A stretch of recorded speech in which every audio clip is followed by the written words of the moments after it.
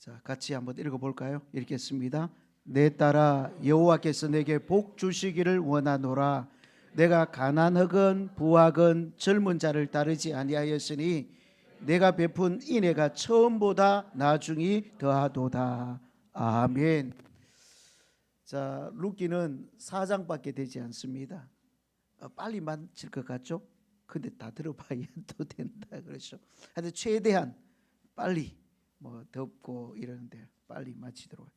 오히려 여기가 시원하고 좋다 그러죠. 밖에 가는 것보다. 자, 룻기 개론적인 것 한번 살펴봅시다. 룻기에 대한 찬탄이 있어요. 막 칭찬해요. 괴테가 어떻게 칭찬해요? 가장 사랑스럽고 완전한 작품이다. 슈레드라는 사람이 세상의 어떤 시인도 이보다 더 아름다운 글을 쓸 수 없다. 저는 뭐라고 이야기한다고요? 하나님이 전면에 나타나지 않아도 하나님을 잘 보여주는 작품이다. 등장인물이 나와요. 룻기 4장밖에 안 되는 이 짧은 책에 등장인물 어떤 사람 나와요? 엘리멜렉, 나오미, 그리고 룻과 오르바, 보아스와 아무개. 이 아무개 누구라고요?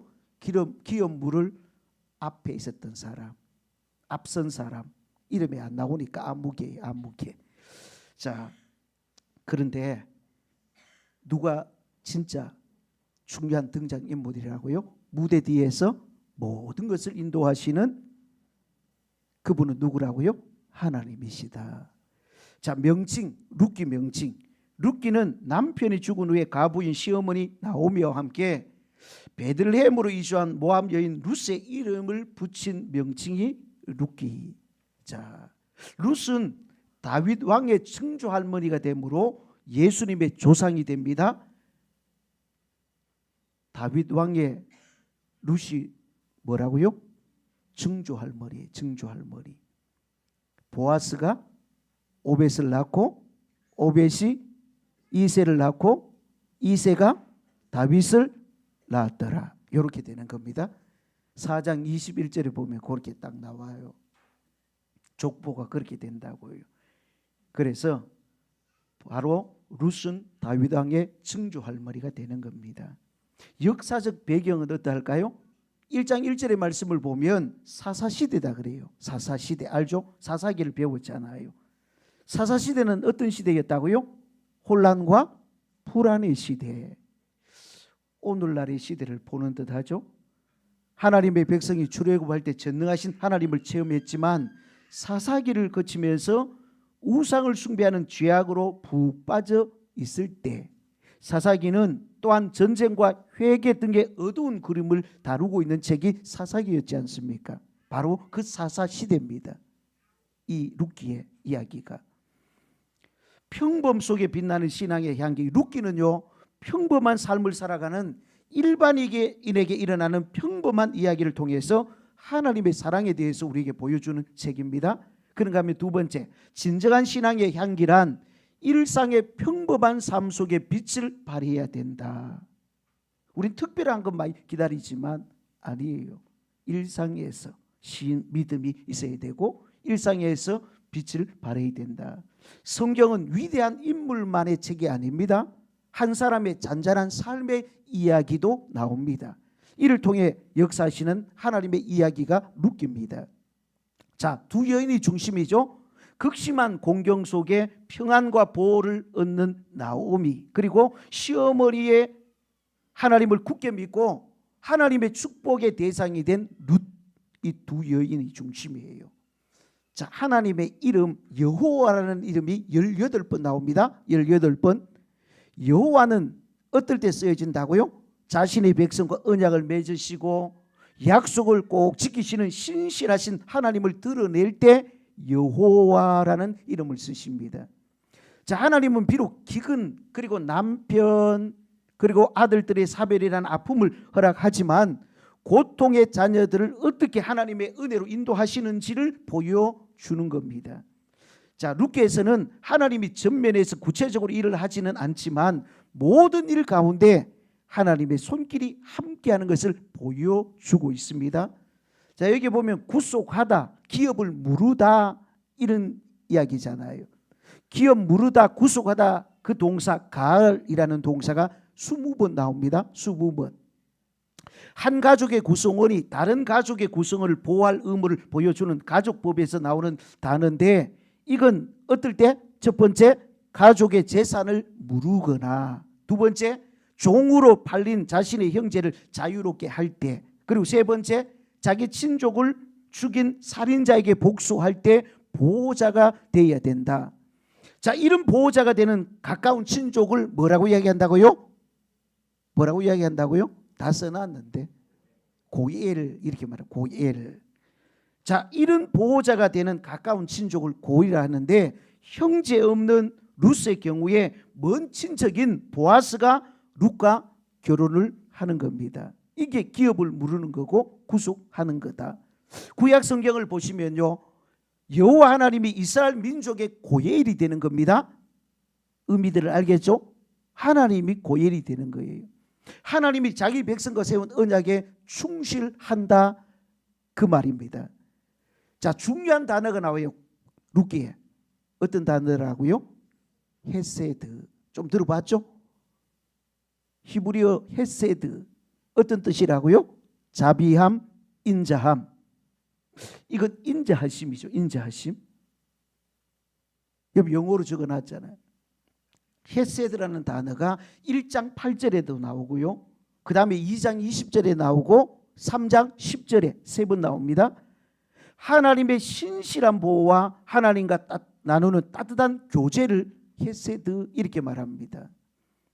내용을 분해해 보면요, 1장 1절부터 5절까지가 서론, 나오미가 공허하게 돼, 공허한 나오미의 모습.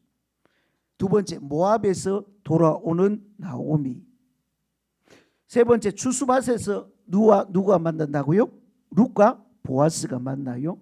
네 번째, 룻과 결혼 문제를 해결한 보아스. 그 다음에 다섯 번째는 가득 채워지는 나오미. 앞에 뭐예요? 공허한 나오미와 뒤에 완전 대조죠. 가득 채워지는 나오미. 결론에 다윗의 족보. 이렇게 네 장이 그렇게 구별할 수 있습니다. 각 장으로 한번 들어가 볼까요? 네 장밖에 안 되니까 빨리 마치고 갑시다. 자, 1장 나오미와 룻.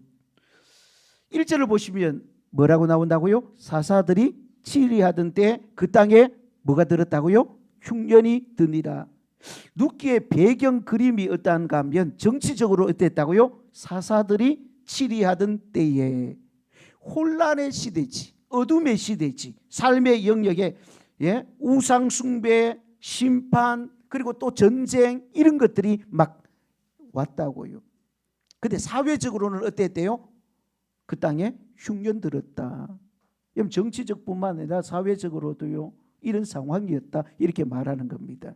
2절을 보면 베들레헴에서 모압으로 이주하는 가족들이 있었다. 엘리멜렉과 누구예요? 나오미였다. 두 아들도 따라가요. 말론과 기론. 자, 3절 가정적 배경. 근데 남편 엘리멜렉이 죽어버렸어요. 나오미와 두 아들만 남게 되죠. 4절에 가면 두 아들이 모압 여자를 아내로 맡게 됩니다. 모압 여자를 누구였다고요? 오르바와 룻. 근데 나오미의 아들 말론과 기론이 죽어버렸어요. 그러면 이제 몇 명 남았어요? 세 여자가 세 여자만. 나오미와 오르바와 룻. 처절한 가족 상황이지. 여러분, 그 당시에는 잘못하면 노예로 전락할 수밖에 없는 상황이에요. 여자만 3명 남았는데. 우리가 이런 질문을 할 수 있잖아요. 과연 이런 가정을 하나님이 어떻게 인도하시는가? 여러분, 우리 삶에도 이런 순간이 올 수 있습니다. 우리 삶에도 기가 막힌 상황이 올 수가 있잖아요. 사방으로 우겨쌈을 당하고요, 해답이 보이지 않을 때 우리는 어떻게 해야 될 것인가? 사람의 열심과 헌신 뒤에 하나님이 일을 하시다라는 겁니다. 하나님은 살아서 역사하셔, 일을 하셔. 6절 보니까 나오미가 고국의 소식을 듣고 이제 귀국하기로 결심합니다. 다시 예루살렘으로 돌아가야 되겠다. 8절 그래서 너희는 각기 너희 어머니 집으로 돌아가라. 며느리 보고 이야기합니다. 여호와 여호와께서 너희를 선대하시기를 기도한다. 그러면서 돌아가라 그랬어요. 10절 보시면 며느리의 반응이 나오죠. 뭐라 그래요? 우리가 어머니와 함께 어머니 백성으로 돌아가겠다. 이렇게 10절에 이야기해요. 11절에 나오미가 또 받아서 뭐라고 이야기합니까? 너희가 어찌 나와 함께 가려느냐? 내 태중에 아들 없다. 아들이 없어. 뭐 아들 낳아야 너희들하고 결혼시켜가고 그래도 뭐 그럴 건데 내 태중에 애 없어. 돌아가 이럽니다. 13절 여호와의 손이 나를 치셨으므로 나는 너희로 말미암아 더욱 마음이 아파. 돌아가라. 여러분 엘사는 나오미의 마음이지 않습니까? 이제 엄마에게 돌아가라고. 예? 친정으로 돌아가라고. 하나님은 사랑과 은혜의 하나님인데 이런 아픔을 왜 허용하실까요? 왜 허용하실까? 15절 오르바는 떠났고 룻은 어머니와 남습니다. 그때 나오미가 뭐라고 이야기해요? 네 동서는 그의 백성과 그의 신들에게로 돌아갔다. 너도 가라. 이렇게 이야기해요. 그때 룻이 이렇게 이야기합니다. 16절 말씀 같이 읽습니다. 어머니께서 머무시는 곳에서 나도 머물겠나이다. 어머니의 백성이 나의 백성이 되고 어머니의 하나님이 나의 하나님이 되시리니. 여러분 이 룻의 결정의 기반에는 어머니에 대한 어떤 사랑? 헤세드의 사랑과 하나님에 대한 신앙이라는 겁니다. 이게 17절 룻의 확고한 결단이 있었어요. 뭐라 그래요? 죽는 일 외에는 어머니를 떠난 일이 없을 거다. 나오미는 상황이 어때요? 내가 풍족하게 나갔더니 여호와께서 내게 피어 돌아오게 하셨다. 풍족과 비움 또 대조적이죠. 자 2장으로 넘어갑니다. 보아스를 만나는 룻. 1절 보면 보아스가 이제 등장해요. 나오미 남편 엘리멜렉의 친족으로 기업물을 유력한 사람이 누구였다고요? 보아스였다고요. 기업물을 이게 순번 중에서 그래도 저 위에 있는 사람이에요. 그보다 더 위에 있는 사람도 있었다는 거예요. 자 2절 먹을 것을 위해 팔 걷고 나서는 룻의 고백. 공주처럼 그냥 뭐 나는 여기도 뭐 아무것도 아는 사람도 없고 그러면서 가만히 앉아 있을 수도 있다고요. 그런데 룻이 어떻게 했다고요? 팔 걷고 나서잖아요. 밭에 나가서 이삭을 죽겠다 그렇게 말합니다. 3절 하나님의 역사의 시작. 여기 보면 9절이 뭐라고 되어 있어요? 우연히 엘리멜렉의 친족 보아스에게 속한 밭으로 갔어요. 야 이삭을 주러 갔는데 성경은 뭐라 그래요? 어느 밭에 갔다고요? 우연히 엘리멜렉의 친족 보아스에게 속한 밭에 갔다. 여러분 세상에 우연 없습니다. 세상에 우연 없어요. 모든 것이 신실하고 세밀한 하나님의 은혜인 줄 믿습니다. 하나님의 계획이었어요. 그게 7절 룻이 아침부터 와서 잠시 쉬고 계속 이삭을 줍는 중이다. 주위 사람도 인정하는 열심과 아름다운 모습이었다는 겁니다. 위험한 그 상황 속에 이방 여인으로서 쉽지 않는 행동을 지금 하고 있는 겁니다. 어머니와 하나님을 향한 사랑의 행동이다 이렇게 말할 수 있습니다. 8절 9절 보아스의 이제 헤세드의 모습을 봅니다. 보아스의 모습에서 헤세드의 모습 뭐라고 이야기해요? 룻을 향해서 이곳에서 이삭을 줍고 다른 곳으로 가지 마라. 여러분 옛날에는 좀 요즘보다 더 험악한 요즘도 험악한 세상입니까? 여자가 그냥 혼자 여기 와서 그러면요 가만 놔두지 않을 수도 있다고요. 험악한 세상. 그런데 보아스는 그 룻의 모습을 보면서 이곳에서 이삭을 주고 다른 곳 가지 말래. 워낙 험한 세상이니까 어떤 일을 당할지 모르니까 소년들에게 너를 보호하라고 부탁 다 해냈대 이렇게 이야기하고요. 목이 마르면 소년들에게 물을 부탁해라. 거기서 물 먹으면 된다 이렇게 이야기합니다. 이게 헤세드의 모습. 자 6번째 룻과 보아스가 대화를 해요. 서로 서로 대화를 합니다. 세계적인 만남입니다. 자 어떻게 10절에 룻의 고백 뭐라 그래요? 그렇게 했더니 룻이 이렇게 얘기합니다. 내가 이방 여인인데 어찌 내게 은혜를 베푸십니까? 11절 보아스의 고백 룻의 착한 행실을 인정한다는 겁니다. 다 알아. 보아스가 알아요. 룻이 어떻게 돌아오게 되었고 어떤 행실의 여자인지를 다 알고 있는 겁니다. 12절 보아스가 하나님의 축복으로 룻을 위로해요. 13절 룻이 하녀 중에 하나와도 같지 못한 저에게 은혜 주심을 감사합니다. 얼마나 또 그렇게 아름답게 해요. 14절부터 16절 보아스의 헤세드의 사랑 또 나타나 어떻게 해요? 14절을 보면 식사할 때에 식사 시간이 돌아왔어요. 그냥 자기 밭에 그냥 그 주로 오면 뭐 정신 먹든지 말든지 뭐 놔둘 수 있잖아요. 근데 어떻게 했다고요? 식사할 때에 떡을 먹고 초를 찍으라. 같이 이제 식사하는 거예요. 그 다음에 곡식단 사이에서 이삭을 죽게 해라. 종들을 보고 이야기하죠. 그리고 곡식 다발에서 이제는 어떻게 흘려갖고 좀 많이 주워 가도록 해라. 이렇게 하는 거예요. 17절에서 23절까지 보면 룻과 이제 나오미가 집에 돌아와서 대화를 하죠. 일어난 일을 그대로 시어머니에게 다 이야기를 해줘요. 그랬더니 나오미가요, 보아스 그 사람이 기업 물을 자라는 것을 룻에게 알려주는 거예요. 자, 3장 넘어갑니다. 보아스의 타작마당에서 일어난 일, 어떤 일이 일어났는가? 1절부터 6절까지 보면 나오미가 룻에게 부탁을 합니다.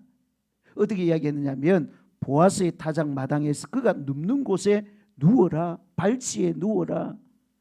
룻이 어떻게 했을까요? 이 상황에서 에이! 왜 그런 일을 해?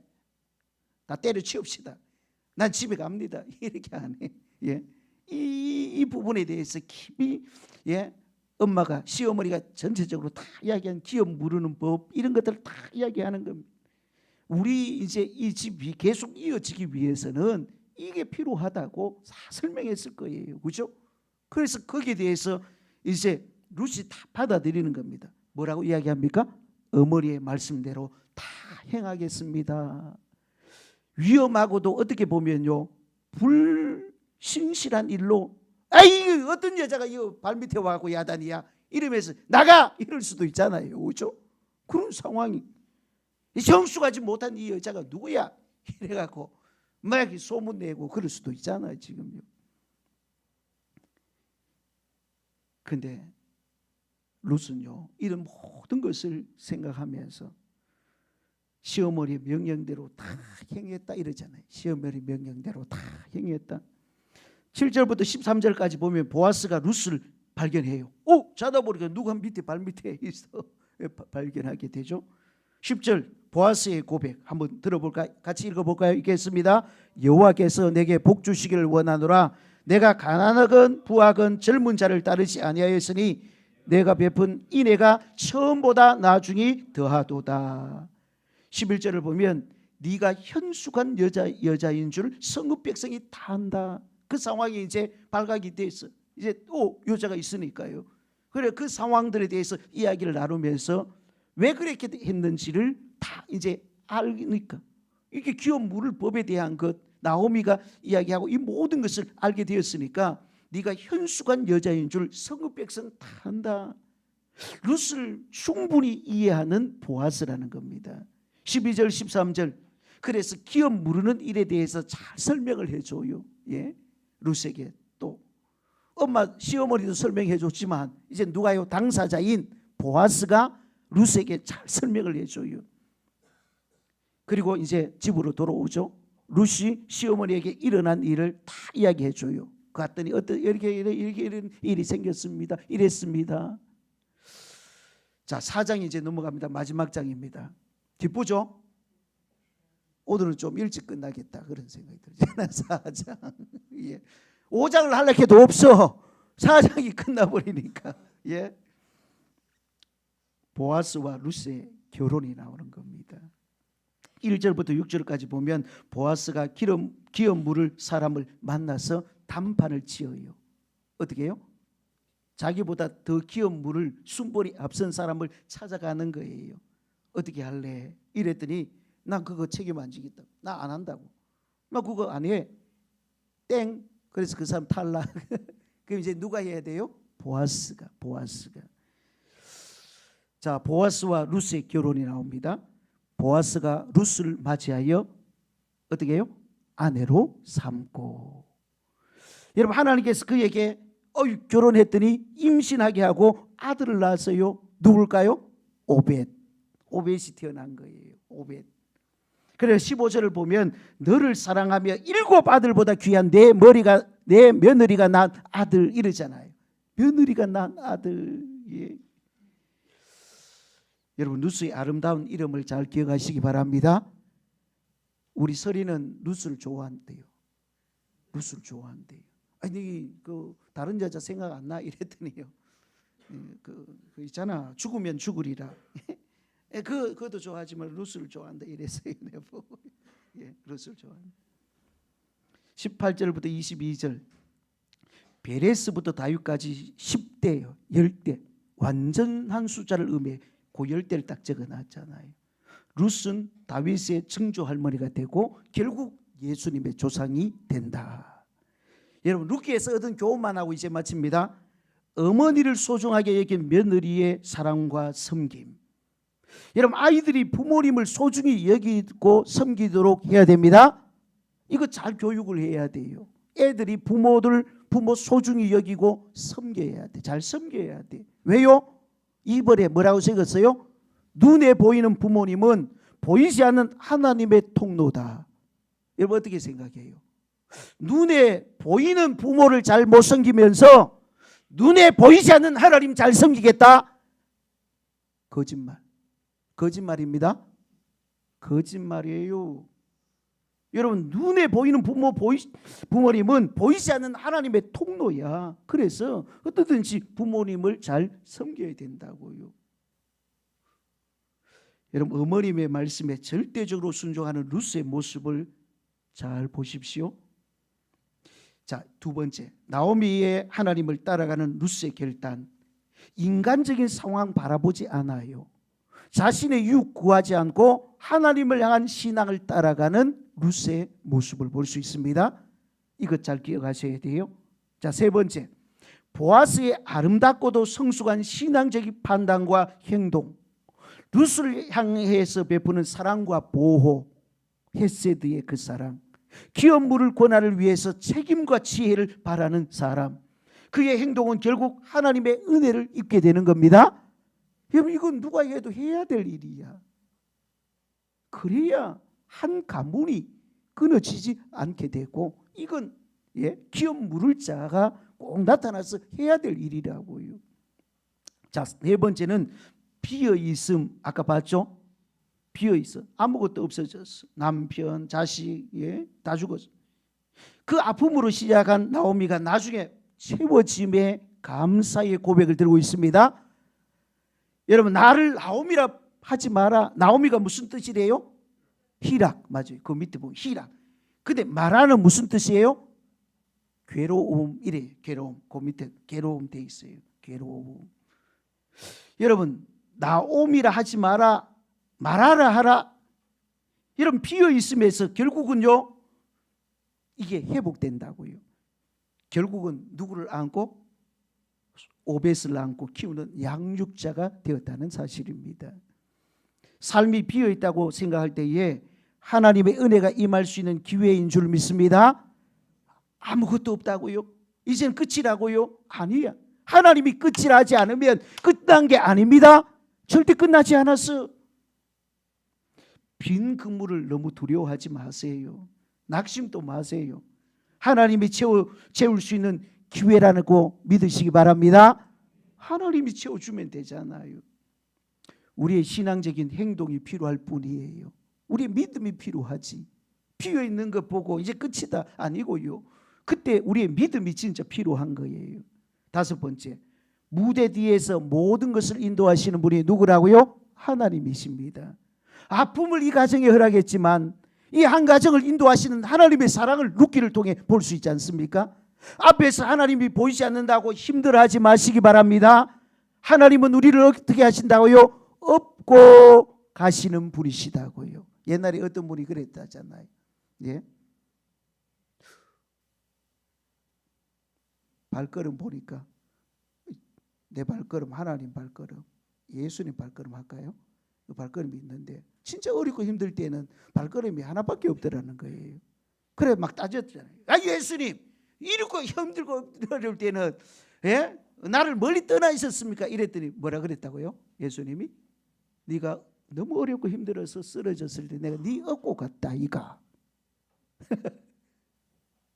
그때 내가 네 업고 가는 그 상황이야. 이렇게 이야기했다는 것 아니겠어요? 신앙은 바로 이때가 중요한 줄 믿습니다. 그때가 중요하다. 그때 끝까지 하나님 의지하고요. 끝까지 주님과 함께하는 겁니다.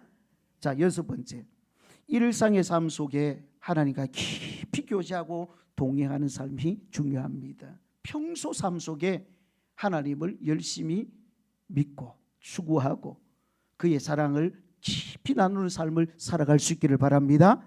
대단한 것 위에 달려가려고 하지 마세요. 내가 대단한 거 뭐 해갖고 막 하나님의 기쁨이 되겠다 그러지 말고 평소에 하나님과 함께 우리에게 주어진 삶에 충실할 수 있기를 바랍니다. 또 하나, 부모로서의 신앙을 잘 전수할 수 있기를 바랍니다. 우리의 신앙을 어떻게 해야 돼요? 우리 자녀들에게 잘 전승하는 것이 굉장히 중요해. 우리만 예수 잘 믿고 그냥 죽어 천국 가보고 우리 애들은 예수 잘 못 믿고 이러면 안 돼. 그렇죠? 우리의 신앙이 어떻든지 우리보다 더 큰 믿음 가지고 우리 자녀들이 살아갈 수 있도록 그렇게 우리의 믿음을 잘 전승할 수 있기를 바랍니다. 그래서 신앙 명문 가정이 될 수 있기를 바랍니다. 여러분, 그게 우리의 기도 제목이 돼야 돼. 이제 나이 들면요, 그게 가장 큰 기도의 제목이야. 진짜 우리는 주님 앞에 갈 거예요. 주님 앞에 가서 하나님 보셨지요? 우리보다 더 믿음, 좋은 믿음 가지고 우리 자녀들이 저렇게 잘 믿고 있네요. 야, 이것보다 더 신나는 일이 어디 있겠어요? 자, 마지막 7번째 헤세드. 누구에서 발견할 수 있다고요? 루스에게서. 그 다음에 보아스에게서. 하나님의 헤세드의 사랑. 하나님의 사랑을 입은 우리가 그 사랑을 보여주는 통로가 되어야 되는 줄 믿습니다. 매일의 삶이 영성의 핵심입니다. 매일매일 예수님도 매일매일 기도하시고요, 매일매일 아버지 하나님과 깊은 영적인 교제를 가지고 사셨습니다. 그게 중요해요. 호흡할 때마다, 그리고 물 한 컵 마셔도 주님 앞에서 하시기를 간절히 축원합니다. 자, 우리 찬양하고 돌아가십시다.